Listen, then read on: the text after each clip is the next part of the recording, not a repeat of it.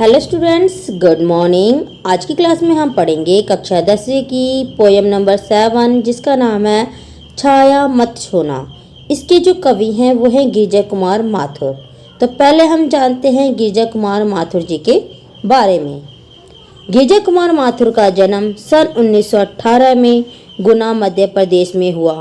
प्रारंभिक शिक्षा झांसी उत्तर प्रदेश में ग्रहण करने के बाद उन्होंने एमए अंग्रेजी व एलएलबी की उपाधि लखनऊ से अर्जित की। सन 1994 में उनका देहांत हो गया। उन्होंने नाश और निर्माण, धूप के धान, शीला पंख चमकीले, भीतरी नदी की यात्रा आदि कई काव्य संग्रह लिखे हैं। जन्म कैद उनका नाटक है। ये तो हमने जाना गिरिजा कुमार माथुर जी के बारे में। अब हम जानते हैं कि इस कविता के माध्यम से कवि हमें क्या बताना चाहता है। छाया मत छूना। छाया मत छूने का अर्थ है मतलब अतीत की बातों को याद ना करना। इस कविता के माध्यम से कवि ये कहना चाहता है कि जीवन में सुख और दुख दोनों की उपस्थिति होती है, इसलिए हमें बीते हुए सुखों को याद कर वर्तमान के दुख को और गहरा नहीं करना चाहिए। इस तरह ये जो कविता है हमें अतीत की यादों को भूलकर वर्तमान का सामना कर भविष्य का वर्णन करने का संदेश देती है।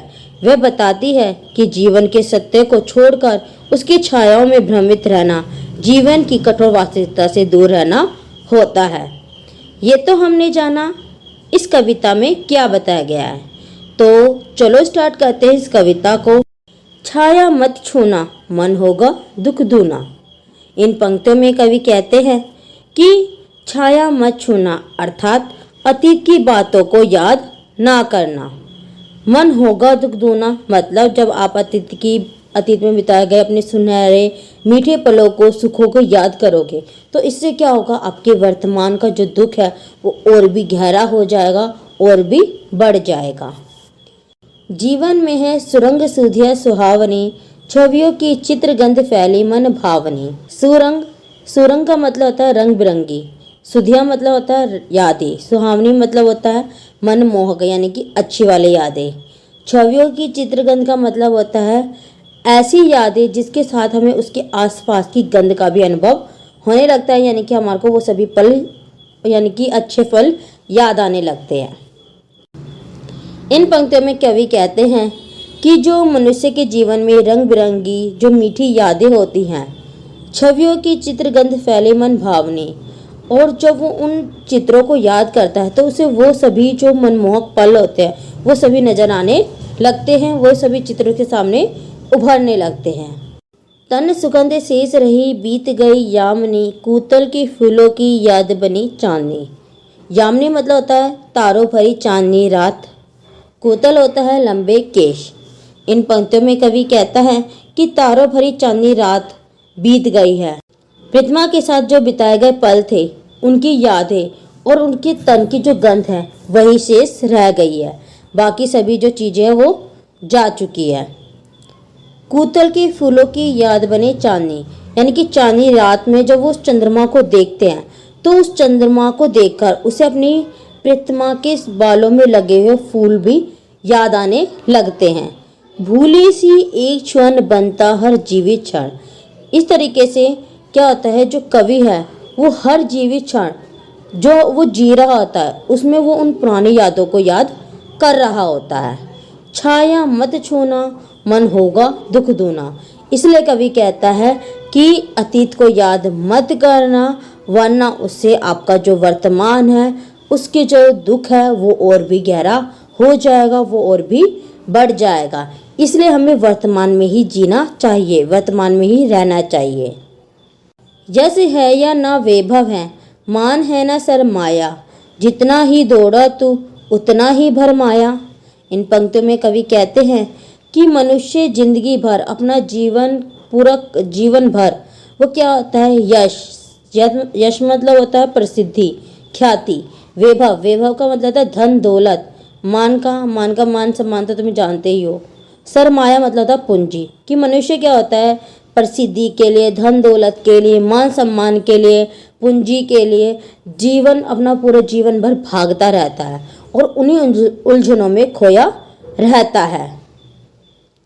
जितना ही दौड़ा उतना ही भरमाया। भरमाया मतलब होता है उलझनों में उलझा रहना। कि मनुष्य क्या होता है, जिंदगी भर इसी धन दौलत के लिए, इसी मान सम्मान के लिए भागता रहता है, जिसके कारण क्या रहता है, वो उन्हीं उलझनों में खोया रहता है। जबकि ये सारी चीजें क्या है, केवल एक भ्रम है। प्रभुता का शरण बिंब केवल मृग तृष्णा है, हर चंद्रिका में छिपी एक रात कृष्णा है। इन पंक्तियों में कवि कहता है कि मनुष्य प्रसिद्ध होने के लिए, बड़े होने के लिए क्या करता है, बहुत मेहनत करता है, वो भागता रहता है। किस लिए, केवल वो बड़ा हो जाए, मशहूर हो जाए, और वो अपने आप को ये समझने लगता है। जबकि ये सारी चीज़ें क्या है, एक मृग तृष्णा है। मृग तृष्णा ऐसी तृष्णा होती है जो कभी पूरी नहीं होती, जो कभी शांत नहीं होती। हर मनुष्य क्या चाहता है, अमीर होना चाहता है, उसके पास ज़्यादा से ज़्यादा पैसा हो। लेकिन क्या होता है, कभी मनुष्य के अंदर ये शांति आती ही नहीं कि उसके पास पैसा अब काफ़ी हो गया। उसमें क्या रहता है, उसको और बढ़ाने की चाह लगी रहती है। हर चंद्रिका में छिपी एक रात कृष्णा है, यानी कि चंद्रिका में छिपी एक रात कृष्णा है। कृष्णा मतलब था काली रात। काली रात का मतलब यहाँ अमावस्या की रात से है। जैसे हर पूर्णिमा के बाद, यानी कि हर चांदनी रात के बाद एक काली रात, अमावस्या की रात आती है, उसी तरीके से मनुष्य के जीवन में सुख और दुख दोनों ही स्थितियाँ आती हैं। जो है यथार्थ कठिन उसका तू कर पूजन। इस पंक्ति में कवि कहता है कि तू अतीत को भूल जा, यानी कि अतीत का तू कुछ बिगाड़ नहीं सकता, भविष्य का बारे में तुझे कुछ पता नहीं है, इसलिए तू वर्तमान में जी, और वर्तमान में जो तेरे जीवन में कठिनाइयाँ आ रही है उसका तू डटकर सामना कर। छाया मत छूना मन होगा दुख दूना। कि जब तू अपने अतीत में बिताए गए सुख के पलों को याद करेगा तो उससे जो तेरे वर्तमान का दुख है वो और गहरा होता जाएगा। इसलिए तू अतीत की बातों को याद ना कर। दीदा हत साहस है दिखता है पंथ नहीं, देह सुखी हो पर मन के दुख का अंत नहीं। इस पंक्ति में कवि कहता है कि जो मनुष्य है जब वो द्विधा से घिरा होता है, उस द्विधा से घिरा, जब मनुष्य द्विधा से घिरा होता है, मुसीबतों से घिरा होता है, उसके अंदर साहस होता है। लेकिन इस साहस होने के बावजूद भी जब उसे रास्ता नहीं दिखता तो वह अपना साहस खो बैठता है। देह सुखी हो पर मन के दुख का अंत नहीं। कि मनुष्य बाहर से तो बहुत सुखी दिखता है, उसके चेहरे से सुख दिखता है, लेकिन उसके मन के जो दुख का है वो कभी अंत नहीं होता।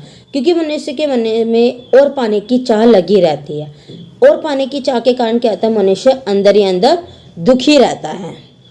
चाहे वो कैसा ही दुख क्यों ना हो, चाहे वो शरद ऋतु में चांद का खिलना ना हो, यानी कि शरद ऋतु, आपको पता है सर्दियों की रात, ठंडी रात होती है जिसमें जो है कभी कभी चांद नहीं दिखता, तो उसमें क्या होता है, अगर वो चांद को नहीं देता तब दुखी हो जाता है। क्या हुआ जो खिला फूल रस बसंत जाने पर, या फिर अगर बसंत आ गया और बसंत में फूल नहीं खिले उसको लेकर दुखी हो जाना।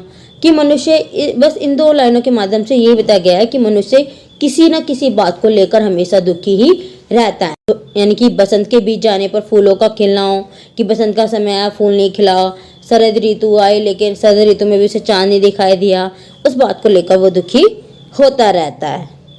जो ना मिला भूल उसे कर तू भविष्य वरण, यानी कि जो तुझे मिला ही नहीं है तो उसके लिए दुखी क्यों है, तो उसके लिए चुपचाप क्यों बैठा है, तो उसका अफसोस क्यों मना रहा है, बल्कि तू अपने आज को सुरक्षित कर, यानी कि आज की अपनी स्थितियों का डटकर सामना कर, आज को सुधार, जिससे कि तेरा आने वाला जो भविष्य है वो उज्जवल हो।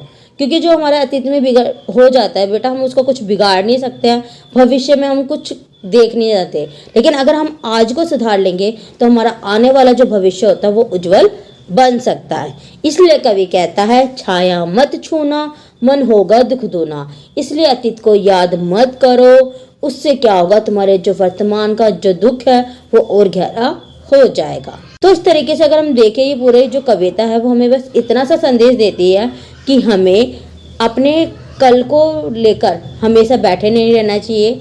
जो कल बीत गया है उसको छोड़ो, अपने आज के बारे में सोचो और आज में जो स्थितियां हैं उनका मुकाबला करो, उनका डटकर सामना करो, जिससे कि हमारा आने वाला जो भविष्य है वो